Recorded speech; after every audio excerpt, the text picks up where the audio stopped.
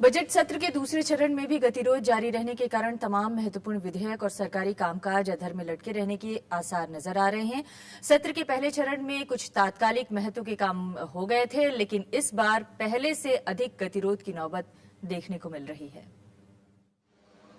सोमवार से शुरू संसद के बजट सत्र के दूसरे चरण में गतिरोध जारी रहने की वजह से तमाम अहम विधेयकों को लेकर असमंजस की स्थिति है। बजट सत्र 10 मई तक ही चलना है और अब इसमें महज 10 कामकाजी दिन ही शेष बचे हैं। आज भी कई मसलों को लेकर दोनों सदनों में अवरोध रहा। बीजेपी ने जहां 2G मसले में प्रधानमंत्री का इस्तीफा मांगा, वहीं वाम दलों ने पश्चिम बंगाल चिटफंड मसले और समाजवादी पार्टी ने लद्दाख में चीनी घुसपैठ को लेकर कड़ा विरोध जताया। लोकसभा के मौजूदा टीएमसी सांसद अंबिका बनर्जी के निधन के नाते कार्रवाई दिन भर के लिए स्थगित हो गई।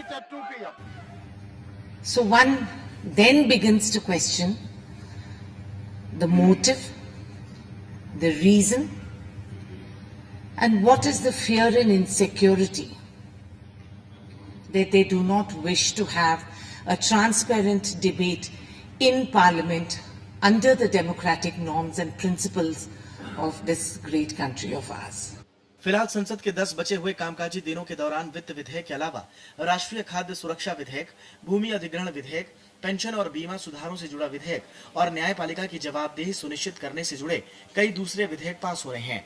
सरकार ने बजट सत्र के पहले चरण में 68 विधेयक पारित कराने की तैयारी की थी, लेकिन अब तक कुल 11 विधेयक ही पास हो सके हैं। संसद में अब तक वित्त विधेयक 2013, राष्ट्रीय खाद्य सुरक्षा विधेयक 2011, भूमि अधिग्रहण विधेयक 2011, बीमा संशोधन विधेयक 2008, पेंशन विधेयक 2011, forward contracts regulation amendment bill 2010, company विधेयक 2012, राष्ट्रीय राजमार्ग प्राधिकरण संशोधन विधेयक 2012, विसल ब्लोवर संरक्षण विधेयक 2011 और न्यायिक मानक और जवाबदेही विधेयक लंबित हैं।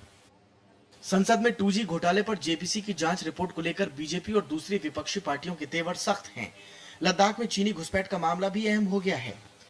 देश के नौजवान एक एक इंच के लिए शहीद होने को तैयार है, फिर पता नहीं सरकार क्यों झुक रही है, क्यों कमजोर पड़ रही।